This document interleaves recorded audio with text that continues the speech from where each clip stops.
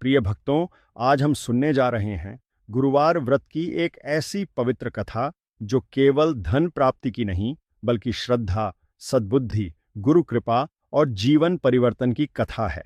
कहा जाता है कि जब मनुष्य के जीवन में बार बार बाधाएं आने लगें, धन टिकता न हो, कार्य बिगड़ने लगें और घर में अशांति बनी रहे, तब श्रद्धा से किया गया गुरुवार का व्रत और देवगुरु बृहस्पति का स्मरण जीवन में नई आशा का दीप जला सकता है।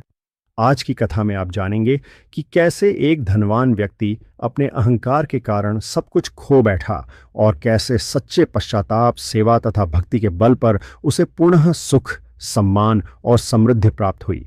मान्यता है कि जो भक्त इस कथा को श्रद्धापूर्वक आरंभ से अंत तक सुनते हैं, उनके जीवन में सद्बुद्धि, सौभाग्य और गुरु कृपा का वास होता है। इसलिए आपसे विनम्र निवेदन है कि कथा को बीच में न छोड़ें, मन को शांत रखें, भगवान का स्मरण करें और पूरे श्रद्धा भाव से इस पावन कथा का श्रवण करें। तो आइए देवगुरु बृहस्पति का स्मरण करते हुए आरंभ करते हैं। बहुत समय पहले की बात है। एक सुंदर और समृद्ध नगर में धर्मदास नाम का एक प्रसिद्ध व्यापारी रहता था। उसके पास अपार धन संपत्ति, बड़े बड़े भवन, अनेक सेवक और दूर दूर तक फैला हुआ व्यापार था। नगर के लोग उसका बहुत सम्मान करते थे। उसके घर में किसी वस्तु की कमी नहीं थी, फिर भी उसके मन में शांति नहीं थी। धीरे धीरे धन का अहंकार उसके स्वभाव में आ गया। वह सोचने लगा कि संसार में जो कुछ भी उसके पास है, वह केवल उसकी बुद्धि और परिश्रम का फल है। उसने ईश्वर का स्मरण करना लगभग छोड़ दिया था। उसकी पत्नी सुशीला इसके विपरीत अत्यंत धार्मिक, दयालु और विनम्र स्वभाव की थी। वह प्रत्येक गुरुवार प्रातःकाल स्नान करके पीले वस्त्र धारण करती, देवगुरु बृहस्पति का पूजन करती, केले के वृक्ष में जल अर्पित करती, चने की दाल और गुड़ का भोग लगाती तथा निर्धनों को भोजन कराती। वह अपने पति से भी कहती, स्वामी, धन और वैभव सदा एक समान नहीं रहते। ईश्वर की कृपा के बिना मनुष्य कुछ भी नहीं कर सकता। हमें गुरुवार का व्रत अवश्य करना चाहिए। धर्मदास उसकी बात सुनकर हंस देता और कहता, यदि पूजा पाठ से धन मिलता तो संसार का हर व्यक्ति धनवान होता। धन तो परिश्रम से मिलता है। समय बीतता गया। एक दिन नगर में एक तेजस्वी संत पधारे। उनके दर्शन के लिए दूर दूर से लोग आने लगे। धर्मदास भी उनके पास पहुंचा। संत ने सभी लोगों से कहा, मनुष्य को कभी भी अपने धन, बल और बुद्धि का अहंकार नहीं करना चाहिए। देवगुरु बृहस्पति ज्ञान, विवेक और सौभाग्य के दाता हैं। जिस घर में धर्म, दान और विनम्रता रहती है, वहां सदैव सुख बना रहता है। धर्मदास ने मुस्कुराते हुए कहा, महाराज, मेरे पास सब कुछ है। मुझे किसी व्रत या पूजा की आवश्यकता नहीं। संत ने शांत स्वर में उत्तर दिया, पुत्र, समय से बड़ा कोई नहीं होता।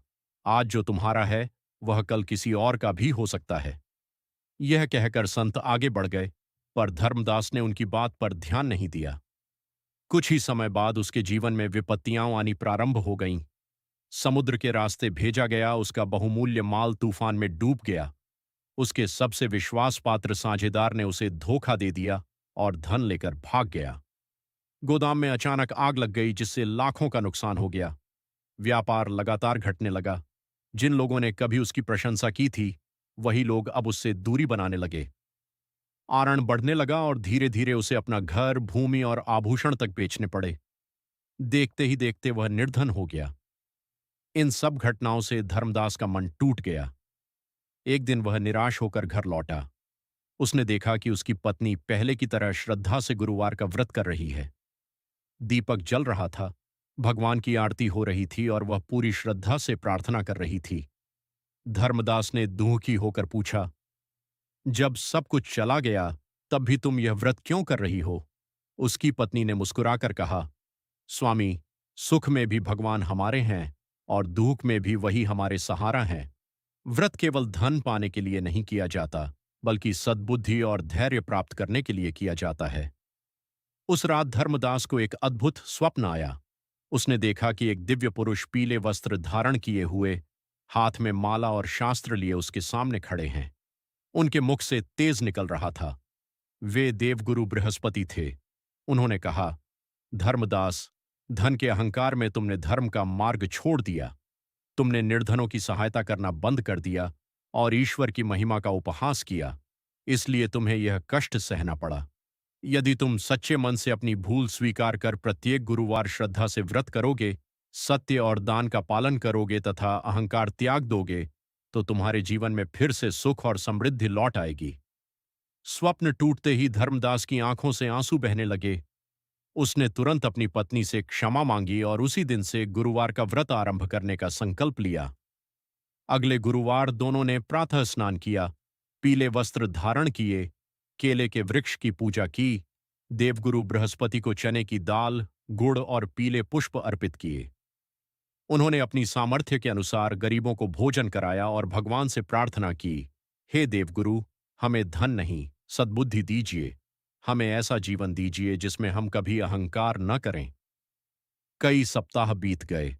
उन्होंने बिना किसी फल की इच्छा के नियमित व्रत करना जारी रखा। एक दिन नगर के एक वृद्ध व्यापारी ने धर्मदास को बुलाया। उसने कहा, मैंने तुम्हारी ईमानदारी के विषय में बहुत सुना है। यदि तुम चाहो तो मेरे व्यापार का प्रबंध संभाल सकते हो।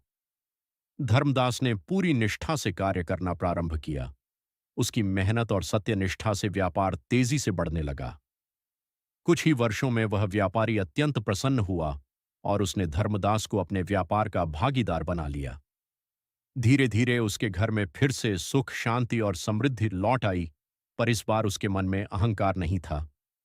एक रात फिर देवगुरु बृहस्पति उसके स्वप्न में प्रकट हुए। उन्होंने कहा, वत्स, याद रखो कि सच्चा व्रत केवल भोजन का त्याग नहीं है। सच्चा व्रत है अहंकार का त्याग, सत्य का पालन, दान की भावना, गुरु का सम्मान और ईश्वर पर अटूट विश्वास। जो इन गुणों को अपनाता है, उसके जीवन में कभी ज्ञान, सम्मान और सुख की कमी नहीं रहती। धर्मदास ने हाथ जोड़कर प्रणाम किया और जीवन भर प्रत्येक गुरुवार श्रद्धा से व्रत करता रहा। वह निर्धनों की सहायता करता, अतिथियों का सम्मान करता और अपने बच्चों को भी यही शिक्षा देता कि धन से बड़ा धर्म है और धर्म से बड़ा कोई धन नहीं। जो भी भक्त श्रद्धा और विश्वास के साथ गुरुवार का व्रत करता है, देवगुरु बृहस्पति का स्मरण करता है और इस कथा का श्रद्धापूर्वक श्रवण करता है, उसके जीवन में सद्बुद्धि, सुख, शांति, सम्मान और समृद्धि का वास होता है। प्रिय भक्तों, आशा है कि गुरुवार व्रत की यह पावन कथा आपके हृदय को अवश्य स्पर्श कर गई होगी। यदि आपने इस कथा को श्रद्धा और विश्वास के साथ सुना है, तो देवगुरु बृहस्पति आपके जीवन में सद्बुद्धि, सुख, समृद्धि और शांति का आशीर्वाद प्रदान करें। यदि यह कथा आपको अच्छी लगी हो, तो इसे अपने परिवार, मित्रों और प्रियजनों के साथ अवश्य साझा करें, ताकि वे भी इस पवित्र कथा का श्रवण कर सकें और गुरु कृपा प्राप्त कर सकें।